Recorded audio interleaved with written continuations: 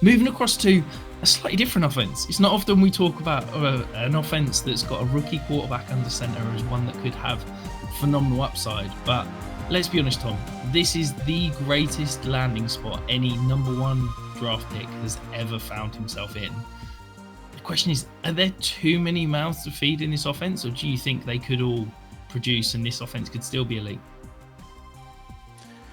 I think that's a really good question, because I can't think of a situation that even came close to this for a number one overall pick in recent years. So you look at Keenan Allen, who had a career year in touchdowns scored, the second most yards of his career, led the league with 11.5 targets per game. DJ Moore coming off a career year where he had 1,364 yards, 8 touchdowns. Rome Odunze, who's coming into the NFL on the back of 140 targets, 1,640 yards, and 13 touchdowns. These are all guys who, they are earning volume, they are creating when they've got the ball in their hands, and they're scoring touchdowns. So the wide receiver room for me is incredible, and I absolutely, much like you talked about with the Bengals, I want to leave drafts with one of these guys.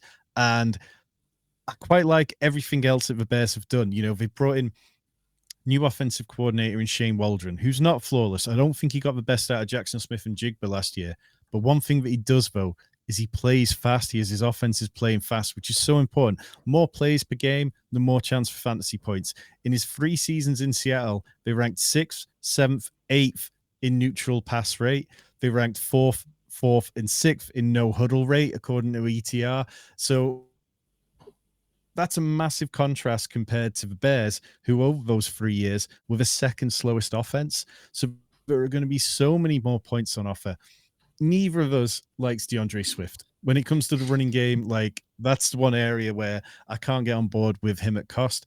I'm not interested in Cole Kmet either, because when Shane Waldron was the Rams tight end coach in 2017, that was when they drafted Gerald Everett with the 44th overall pick. When Waldron left in 2021 to take the offensive coordinator job in Seattle, Gerald Everett followed him there.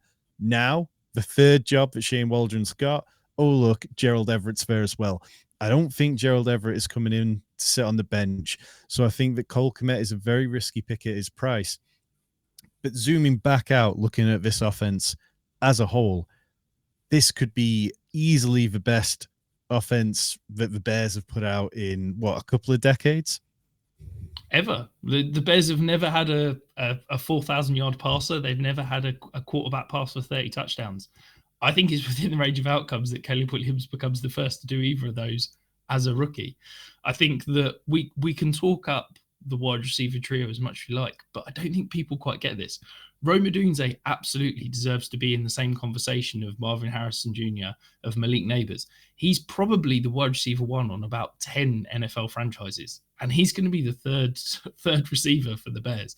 This is an absolutely phenomenal offense that has got weapons all over the place. And look, if Caleb Williams just needs to, settle down. We know that he's going to make plays. We know that he's going to be phenomenal out of structure. But as long as Shea Waldron can keep him pointing in the right direction, I think this offense has huge amounts of potential. And at the value they're going in drafts, I think it's a really good option. If you're finding our stuff for the first time, hit that subscribe button down below. We're closing in on 2,500 subscribers. We've got loads of redraft content coming to you, at least 2 best ball streams a week, and Rich's Dynasty content is all year round.